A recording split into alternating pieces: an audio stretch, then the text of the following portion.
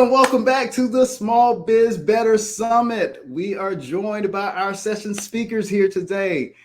Dr. Laura Gallagher and Mr. Matt Gill are here joining us live, ready to answer your questions. We have had an amazing summit so far. You guys, you participants have been so engaging, so great with your participation throughout the entire summit, so great with your questions, feedback, with everything. So this is really exciting. And now we get an opportunity to ask the experts things that came up during their talks. What are some of the things you had questions about? What are some of the things you wanted to dive deeper on? So if you would, please enter your questions in the chat comments. You won't be able to see each other's chats, but we will be able to see them on our end, and we'll moderate as many of those questions as we can get to in the next about 45 minutes or so. So feel free to have those roll in. And without any further ado, let us jump right on in. You guys ready? I'm ready. Hey, let's do it. Awesome. Cool beans. I love it. Okay, so first question we have comes from Leanne. And Leanne asks, looks like this one is to Laura. Leanne, what do you do in the hiring process to help make sure your company culture is preserved and grows in the right direction? Yeah. So hiring is a critical piece. I work with my clients to help them figure out what their core values are.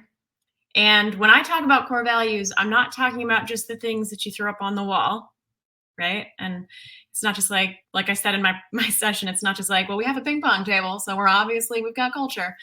But figure out, like, behaviorally, what is it that you want people to be able to do? How do you want them to show up? How do you want them to act? How do you want them to behave? And then, so a couple ways to be able to assess this in the hiring process. One is you can ask them structured interview questions where you're asking them to give you real stories and real examples of how they've handled challenging situations where how aligned they are rises to the surface. So you might want to ask them, for example, about a time they dealt with a difficult coworker and pay attention to how they describe that interaction.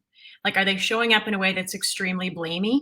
You know, it's like, oh my gosh, this one person that I dealt with was just the worst. Like, do they have any sense of self-accountability, for example? So you can ask those types of structured questions and really make them, you can't make them, really ask them, encourage them as you're hiring them to be specific. If they say, well, I had this tough situation, and it's really hard, but like we talked it through and it was way better. You're not really learning anything about that. Like, really dive in, ask them to be as specific as possible, ask them to describe as much detail as they can about the interactions, the steps that they took. It's going to give you insight into how they make decisions and how they've handled the interactions with other people, which is really the essence of culture. And the second thing that you can do in the hiring process is find a way to spend time with them outside of a structured interview process. So see how they behave. Take them to lunch. Even walk around a store with them. It might seem kind of crazy, but you'll get a sense of how does this person behave? And the more time you spend with them, the harder it will be for them to put up a facade. Most people can show up like, look at me, I'm an awesome candidate for an hour. They can do that really well. If you spend all day with them, or you spend a full day with them, and then somebody else spends a half day with them, and you really get to know them and you have that relationship built, you're going to have a pretty good sense of who they are. Now, don't look for perfection, because I'm a big believer that if they enter into a strong culture and they're with a leadership team that will be developing them and helping them grow their talents and all that kind of stuff, they can modify. It's about recovery. It's about progress, not perfection. Those are my key answers. Oh, I love that. Not about recovery, about progress, not about perfection. I'm a recovering perfectionist, so I say that. Me too. Mostly recovering for me. Perfectionist. Double hand up, recovering perfectionist. I'm still in denial at times. Me too. It's very stealthy. It shows up another way. I'm like, oh, I just want to be really, really thorough. I'm like, oh yeah, no, that's my perfectionist again. Exactly. I am definitely one of those with that, what we call sexy, stealthy self-sabotage. Oh. That's good. Sexy, stealthy, Yeah, I like that. self-sabotage. Yeah, we have that in the Alliteration. presentation we do. Awesome Nice. sauce. Okay, excellent. And again, if anybody has any commentary and wants to chime in on any answer, always feel free to do so. Just let me know. Up next, this one comes from Rushan. And it says, you like being disruptive. Doesn't disruption lead to chaos and disorder? I think Matt mentioned being disruptive in his session. Would you like to cover that one? So it depends on what your intentions are. Disruption allows for you to think differently. Disruption with pure intentions, with an action-based intention, will alleviate that chaos. Believe it or not, there is good chaos. There are times from some of the chaos has come some of my best lessons. And so when you're disruptive, what you're doing is you're shifting. We all get into our patterns of life and how we operate and how we think, and we get stuck in that way.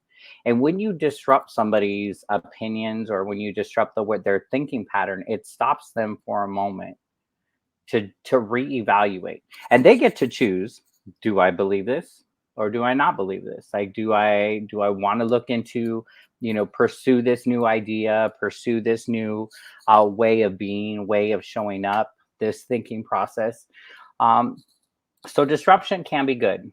It really depends on what your intentions are and why you're disrupting. Now, if you're coming into a situation, you just want to disrupt, an office or a process just for the sake of it, then that's unhealthy. And that's where you need to, what's your reasoning? What's the intention behind it?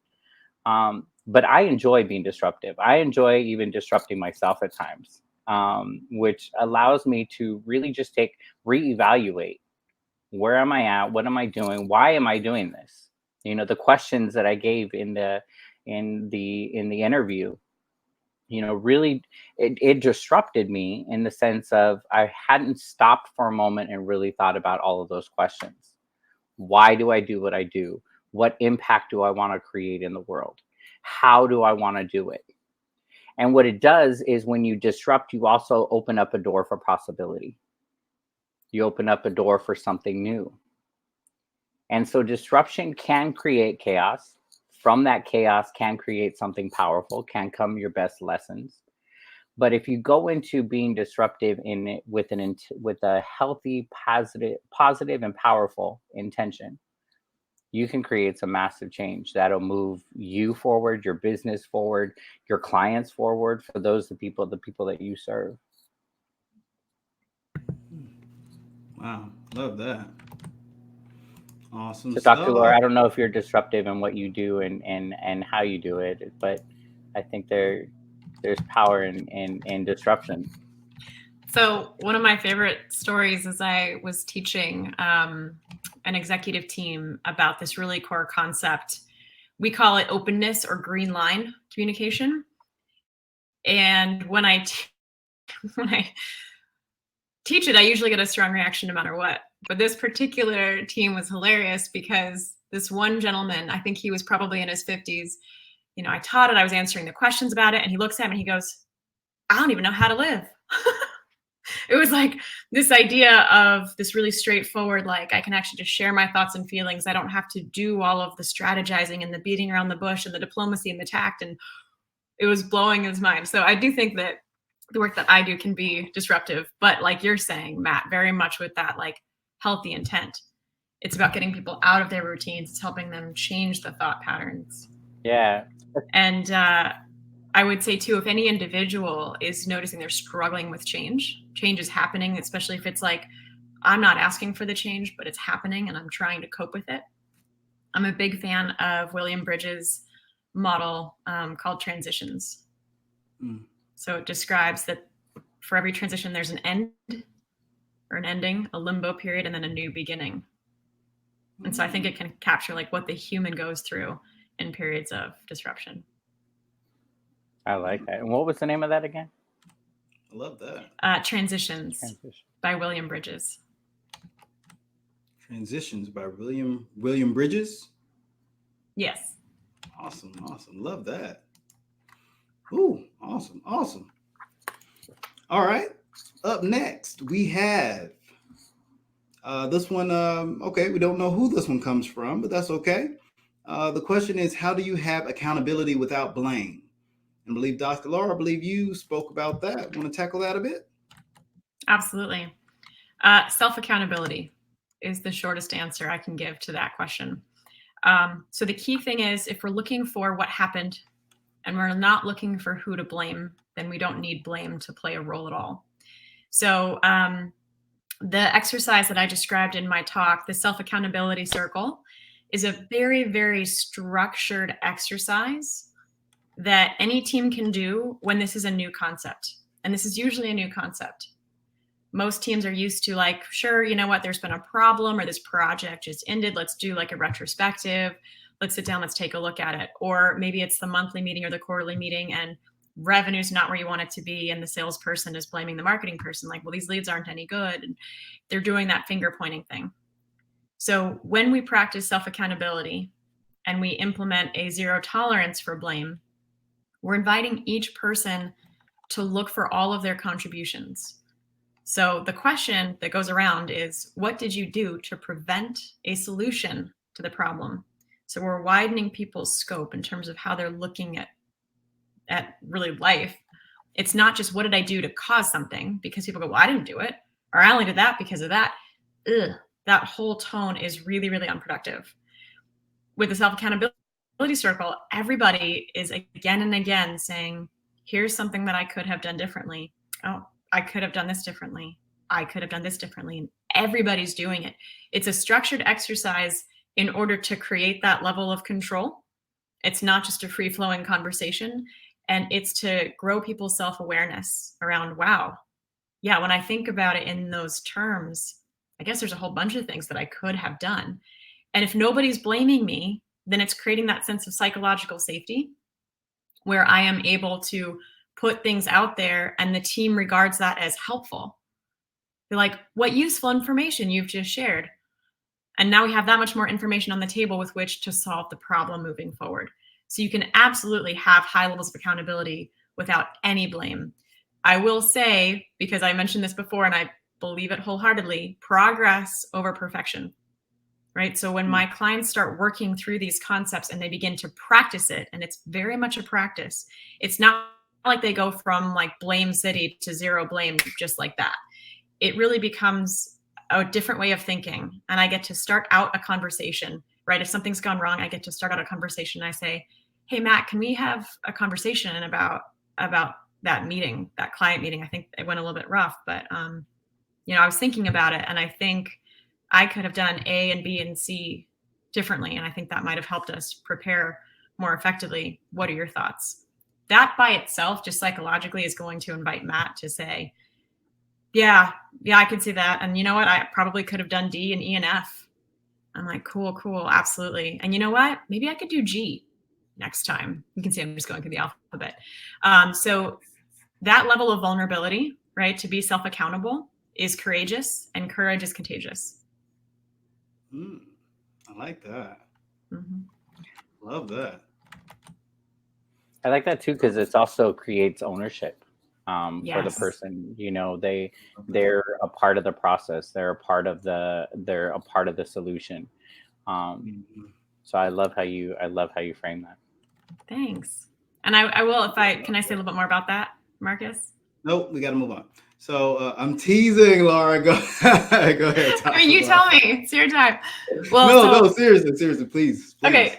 So I had one, people are always like, but what if somebody just is adamant that they didn't have anything, and they won't, like this won't work. Like most of our team would do it, but Bob wouldn't. Like most people have like that one person that they're like, they won't play. So maybe, right? And that's why self-accountability works best when you are also growing self-awareness and practicing self-acceptance. But I had one case, only one, and I've done this dozens of times. I had one where the second person to go in the self-accountability circle was like, nothing. I did everything. Like he was just adamant, right? There was nothing that he did to prevent a solution to the problem.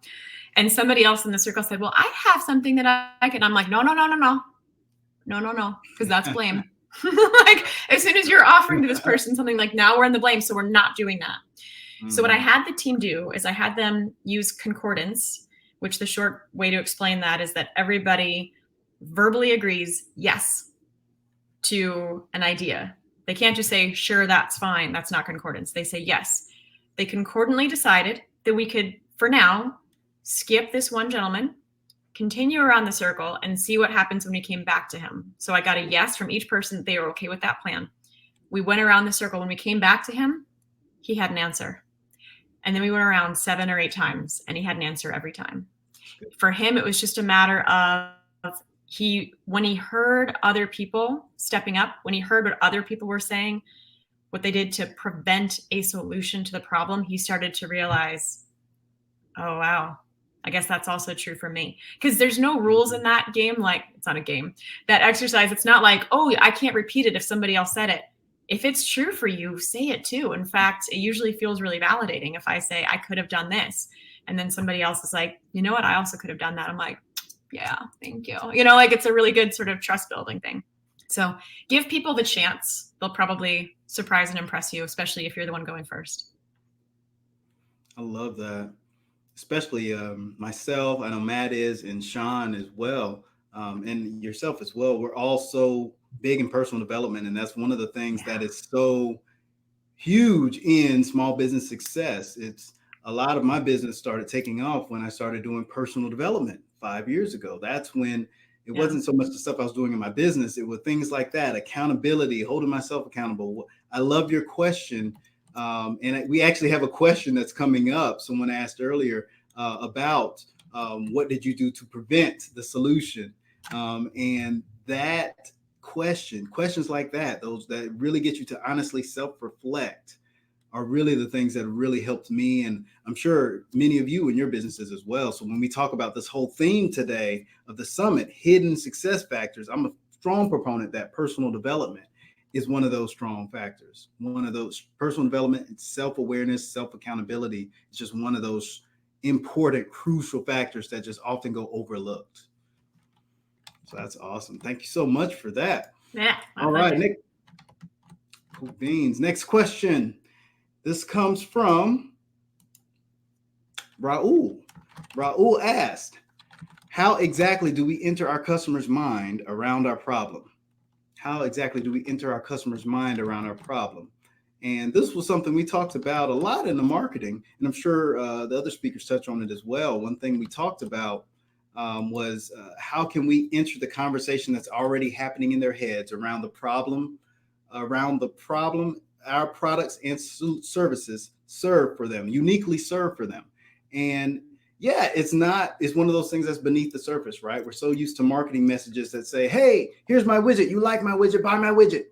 Hey, here's my widget. You like my widget, buy my widget now. And then we get frustrated when people aren't buying my widgets. We're like, people, why aren't you buying this widget? Right. And so we often think, hey, if this isn't working, let's say it louder. And now that we say it louder, okay, that's not working. Let's say it in more places. Okay, that's not working. Let's say it louder in more places, right? And these things aren't working. And that's kind of an old school way of marketing, an old school way of, or the way the big guys market. We talked about in our session how if you are trying to do it like the big guys, you got to be prepared to play the big guys game. And the big guys game is a numbers game. A lot of times, as small businesses, we can't play the big guys game. You have to have the numbers to play the numbers game, right? You have to have the numbers of finance, the number of personnel, numbers of time, number of labor, multiplied by the number of personnel, et cetera, et cetera, et cetera. A lot of times we don't have that. So this concept of entering your customers' minds around the problem that they have, one of the ways that we found to do this really effectively is a technique we call catch me in the act of needing you. Catch me in the act of actually needing your product or service. So if I'm selling umbrellas, for example, catch me in the act, or catch your prospective clients in the act of needing an umbrella. Dramatize the situation for them. Hey, you are home from work. You're getting ready to take your spouse out on an amazing dinner. You're dressed down in your newest outfit and whatnot. You open the door. You're immediately greeted with a gust of wind followed by some rain. You know that to get from your door to the car, it's 100 yards and it is pouring rain. right? What do you need in this moment? And automatically they're going to think, hey, I need an umbrella, right? Dramatize it for them. Catch them in the act of actually needing your product or service. We see this a lot with infomercials.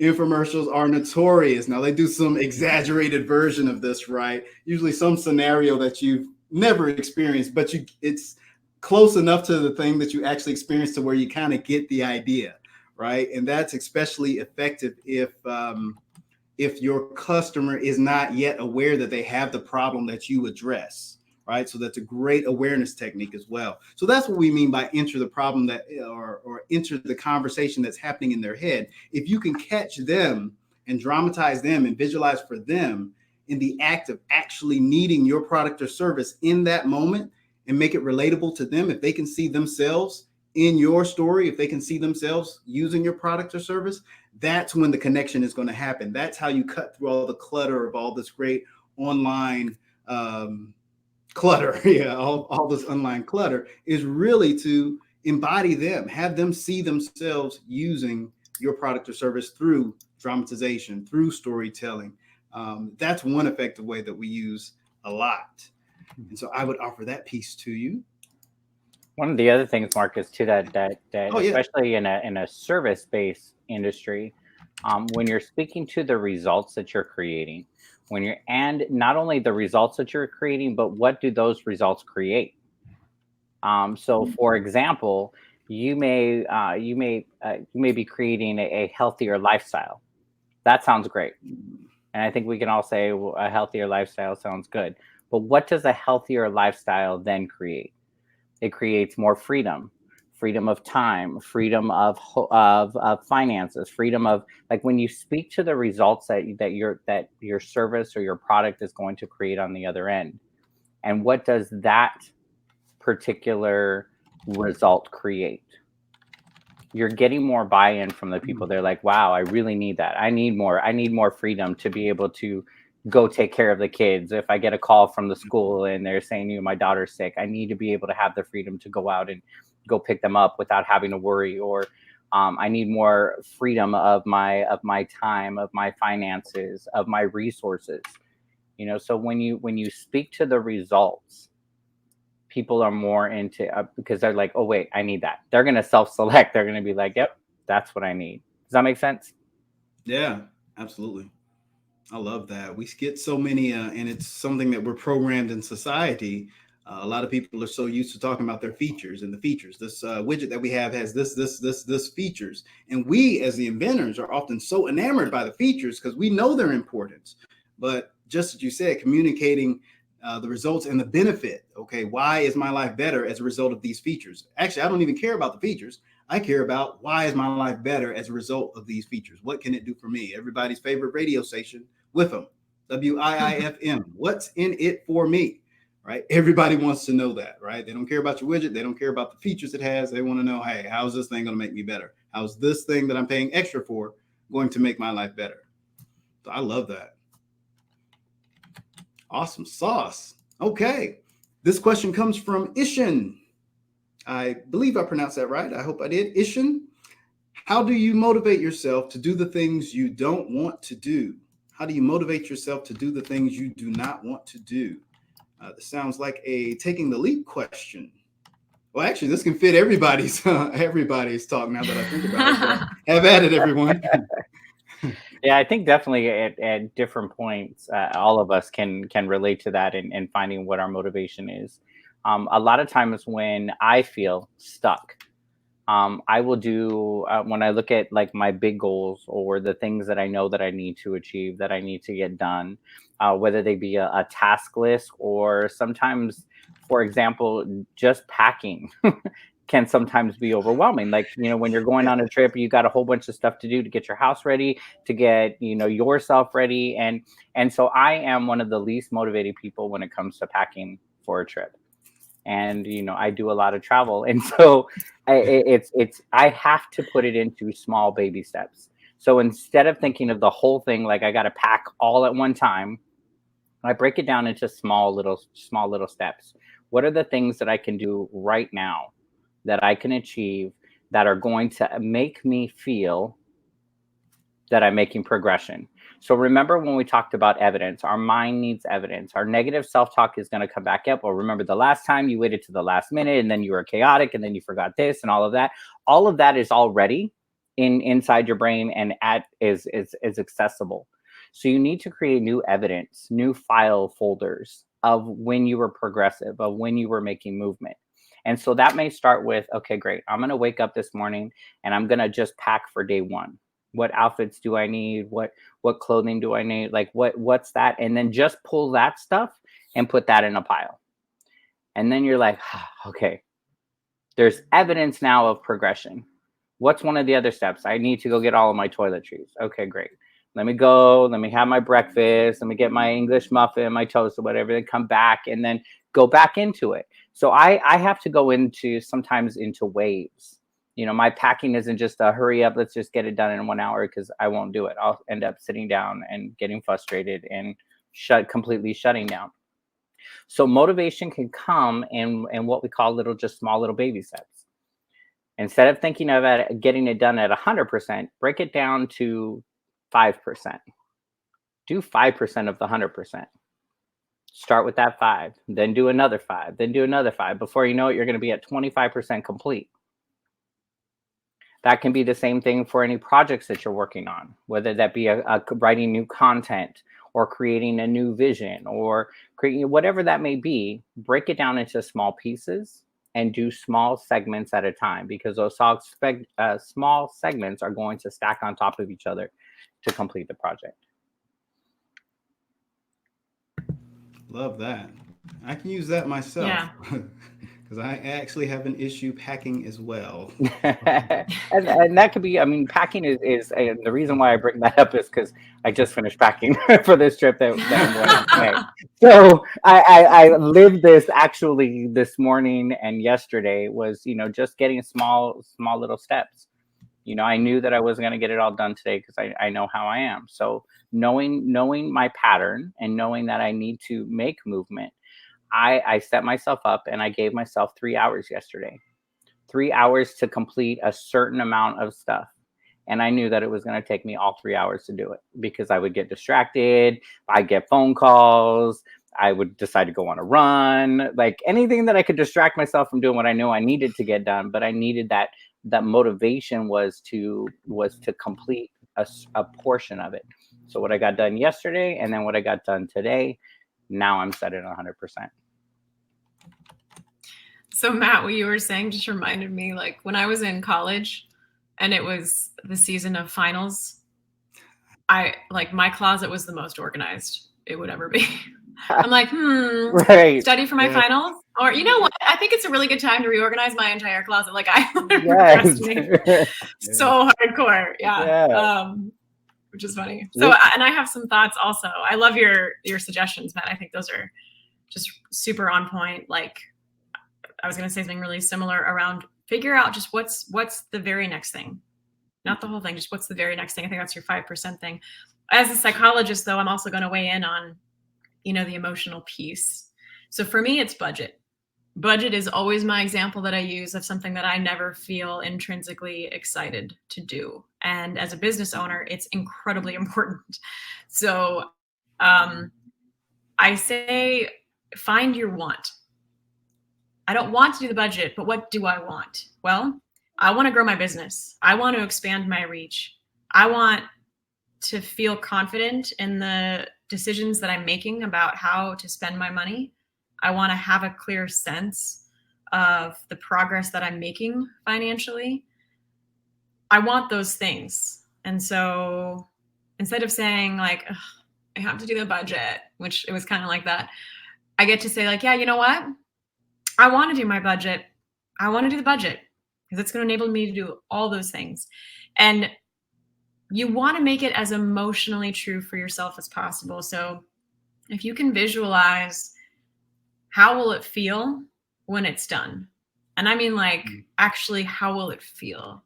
How will you feel in your body? Like what emotions will you feel? How much relief will there be when this thing is passed?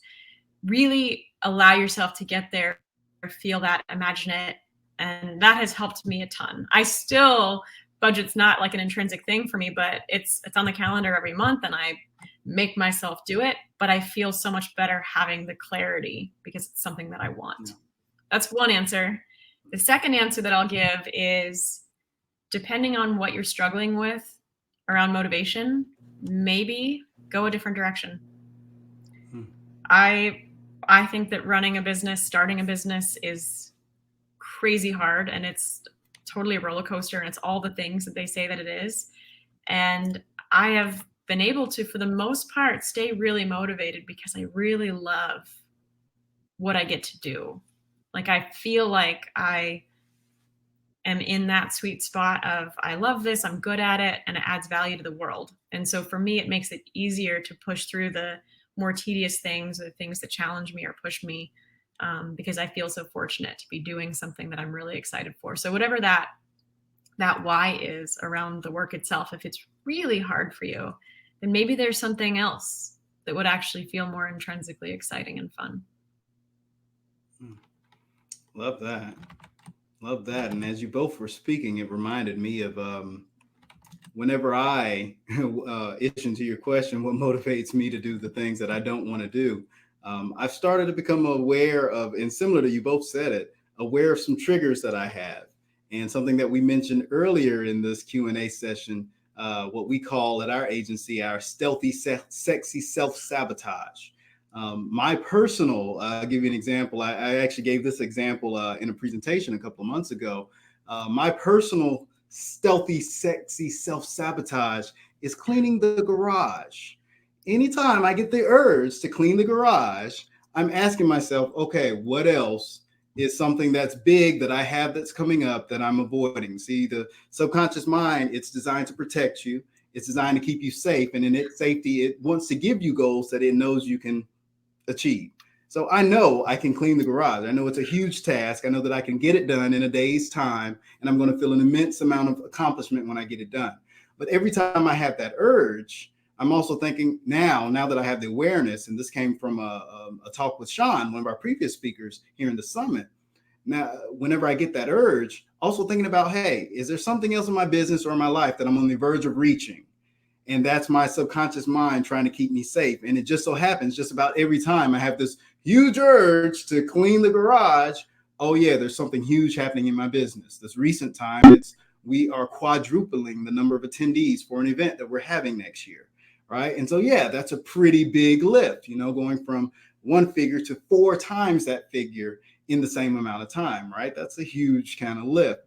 And so, yeah, my sexy, stealthy self-sabotage, cleaning the garage. And I love how the mind works.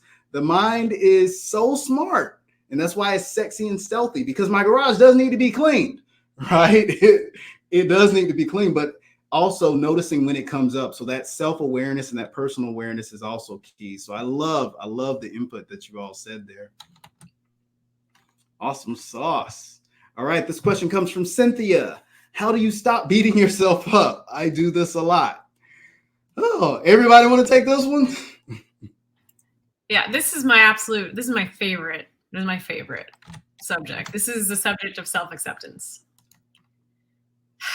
So, normally my answer here falls into like 2 big buckets, right? And the first bucket is generally that I want to convince you that you will continue to grow and improve and learn even when you accept yourself. That's what a lot of people fear. A lot of people fear that me beating myself up and that critic voice that doesn't shut up in my head, that mine's a woman, she is the only thing that's going to push me to learn and grow and get better. And that if she goes away, that I'm just going to become this complacent like blob and not learn or grow. And that's total BS. It's just not true. Self-improvement and self-acceptance are not opposite ends of a continuum. They actually coexist. And you are your best self when you choose to be high on both. Right? So I would label the voices in your head. At a minimum, label 2 of them. I have my critic and I have my champion. This one, not only does she have a megaphone, a microphone, a whole freaking sound system, whatever you want to call it, right? She's loud. She's loud and I hear her all the time. My champion voice used to be very quiet. She was very quiet, right? Like imagine these voices are like sitting around a boardroom having a meeting and this one's just attacking and criticizing everything. And the other one's like, but I feel like she's doing some stuff okay though. No, right? But she's just really quiet. We all have the champion voice. You just have to actually create space to hear it. So that's one thing that I would say. It's a practice like anything else. So if you've never done a push-up in your life and I ask you to do a push-up, you're probably just going to lay there on the floor. This happened to me the first time I tried. My personal trainer laughed at me so hard. I couldn't move at all. And by the end of my training with him, I could do 50, right? So it's a muscle like anything else. Self-acceptance is something you practice and you build it up. So practice taking credit, which means sometimes pause, take a look back and assess how far you've come, right? Take credit for the progress that you've made for yourself. This isn't bragging. It's not boastful. Taking credit is only about you. If I've never run a day in my life and I say, I'm going to go run 3 miles and I go and I only run 1, I can beat myself up. Or I can say, you know what? I want to take credit for running that 1 mile that I didn't run yesterday because that was not easy for me. And I might stop myself from doing that because other people run marathons. So what? I don't care. I want to take credit for that mile. So it's a practice. I'm going to pause because I could like dominate the whole rest of this around that. But those are the 2 sort of buckets, right? Convincing you that you're not going to become complacent when you choose to accept yourself. And then recognizing that it's a muscle to build. And then taking credit is something you can do every day, multiple times a day. It's going to feel really weird at first. But the more you do it, the more you're going to wire your brain to say, you know what? I'm doing okay. Love that. Love that. Love that. Matt, it looked like your mouth was moving to about to say something. I love it because I was writing some of the notes in there, and along the same lines as of you know, in our conversation, we talked a lot about celebration and the importance of celebration. Part of the process. So one of to get to where I am today, and we started off our conversation with sharing a little of the chaos that I had created in my life, and just the 6 years of everything was all over the place, and there was a lot of healing and a lot of guilt and a lot of shame that I had to move through. And part of that was beginning to have conversations with myself. And my coach, Lisa Nichols, had me do this mirror exercise. And the mirror exercise is something that I still do to this day, because there's still a reminder of the progress that has been made. And the mirror exercise is simple, but powerful. Mm-hmm. And the mirror exercise is simply looking at yourself in the mirror, spending time with yourself, looking at yourself and having a conversation with yourself, talking to yourself as if you're talking to your best friend, as if you're talking to somebody on the outside, in a place of no judgment, of no repercussions. What was done, and of just unconditional love, and answering 3 very simple questions. And the first question is, acknowledging and just saying, Matt, I'm proud of you for. Like, what are the things that you want to acknowledge yourself? There are so many things that we do on a daily basis that we don't ever tell anybody. There are decisions that are tough decisions that nobody will ever know that we made. There are times that we've said yes.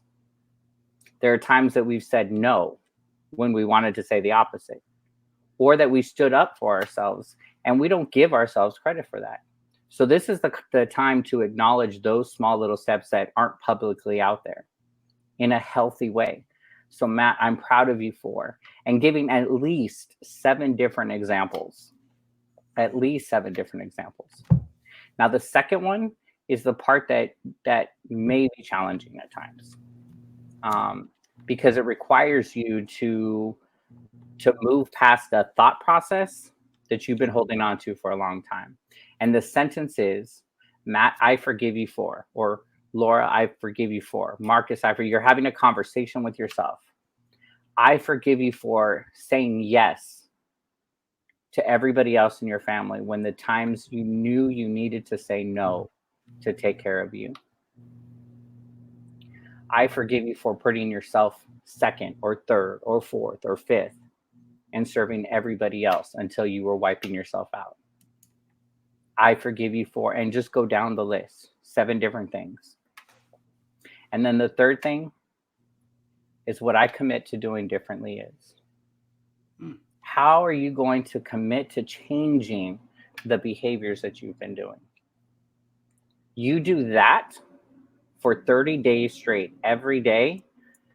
Watch how your life is going to change. Watch how you're going to, and all of a sudden you're reprogramming your brain. That's the celebration. Like you're removing all of those things that you've been holding on to, and you're creating space for new possibility. So I encourage you guys, I do it, like I said, I do this quite often where I will get in front of the mirror and do that mirror work. I'm proud of you for, I forgive you for what I commit to doing differently. Matt, I love that so much. So good. Yeah, it's good. yours. Use it. Yeah. And if you really, I have one more to add to that if you guys please want to push.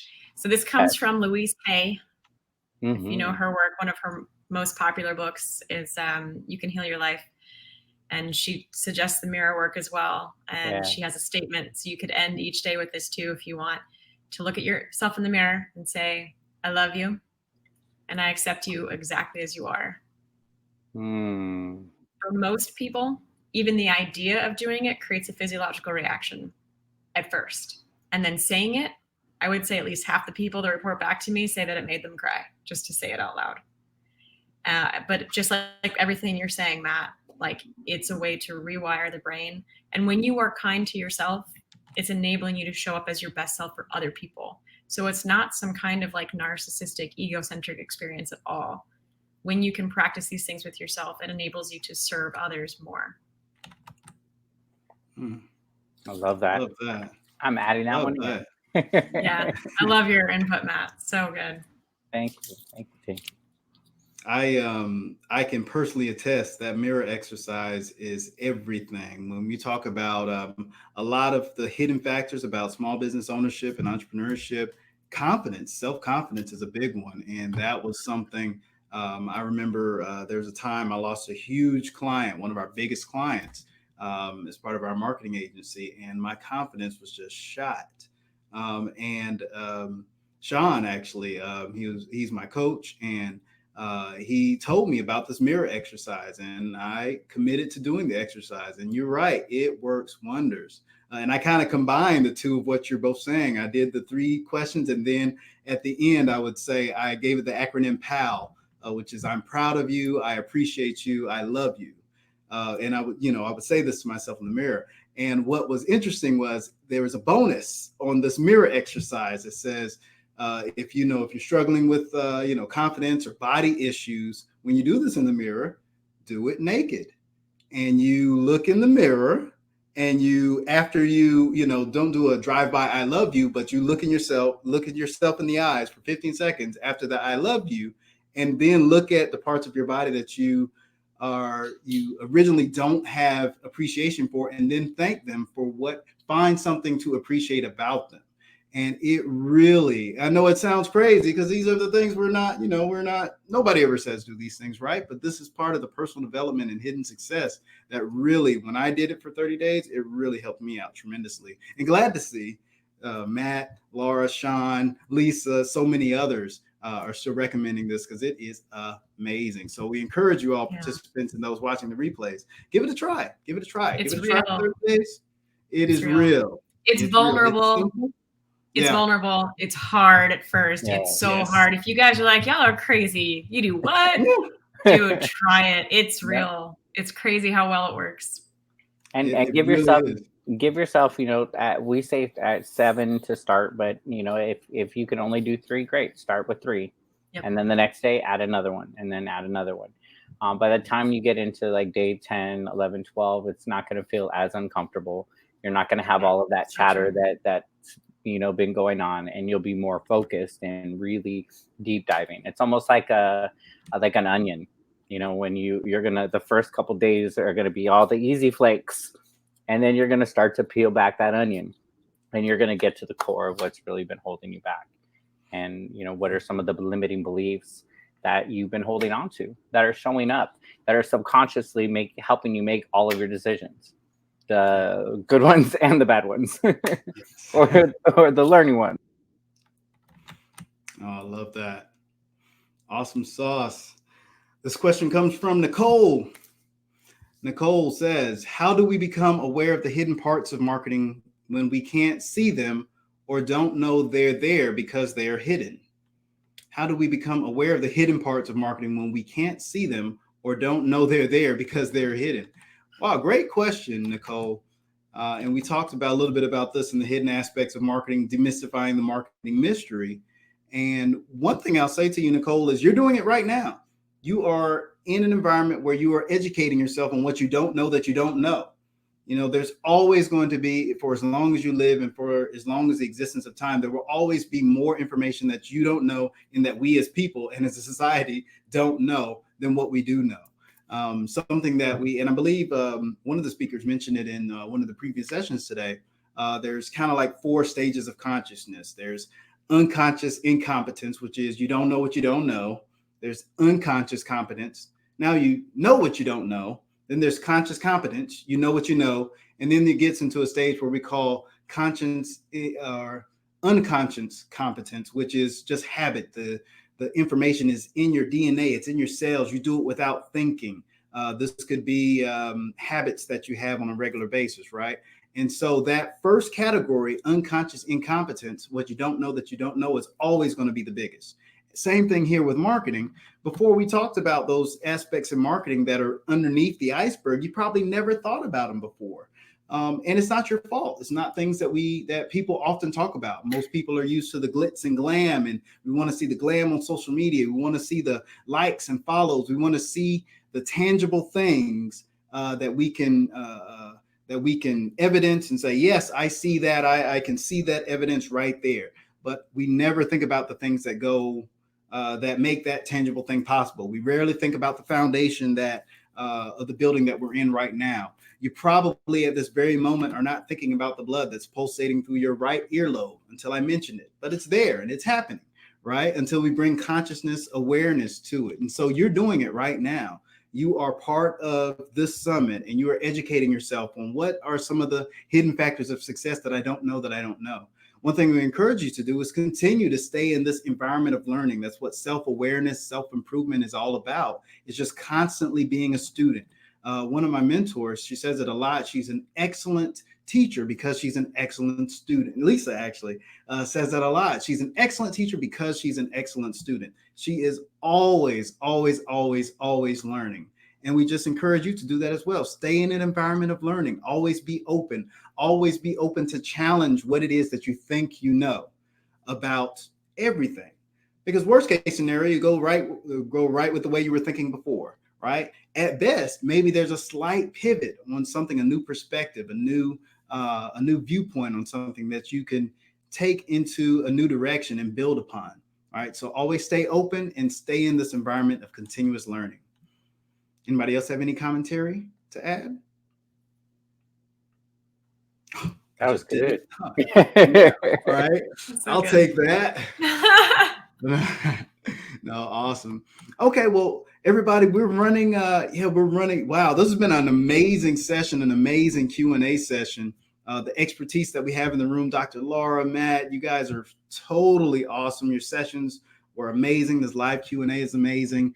Let's round robin real quick. And what is some parting words of advice, thoughts, encouragement, etc.? Anything you want to say to the attendees as well as those watching the replays about this summit, about the hidden factors of success for small business owners? And whoever would like to start may start. I'll let ladies go first. Okay. Dr. Laura. So I would say allow your own journey to be your inspiration. And what I mean by that is, like, I literally have the word journey tattooed on my wrist. I got this earlier this year. It's my constant reminder that that's all I ever have is the journey. So it's easy to fall into the trap of comparing yourself to other people, either and then feeling worse because you think that they're better off than you, or feeling better, but that's kind of a crappy thing because you're like, well, I'm better than you, and it's just not a good vibration to sit in. So allow your own journey to be your inspiration. Be your own benchmark. Focus on that progress always. The journey is all you have. Do your best to enjoy it. And if you're wondering, like, but is it this hard for every other small business owner? Yeah. Yes, it is. If you're wondering, but like, isn't it easier for them? No. Like, it's hard. It's really hard. So find the fun, find the joy in the journey. And yeah, I'll leave it there. And I'll just add to that, with that, celebrate the journey. Celebrate your wins, celebrate your progress, celebrate the learnings. Like, instead of beating yourself up of when it didn't work, what did we learn from that? Like, turn that into a celebration. What's the progress that you're making? What are the impact that you're making? As you connect with your clients or your customers, what wins are they having? Because their wins are your wins. And so if you don't feel that you have enough wins right now that you're ready to celebrate the wins of your clients, celebrate the wins of those that you serve, those that you're impacting. So celebrate your journey, celebrate your progress, and have faith. Like I said, I'm not here to impose my beliefs, so I use the word God, but God gave you an idea. God gave you a vision. Other people aren't going to get that vision because he didn't give that to them, or she didn't give that to them. That power didn't give it to them.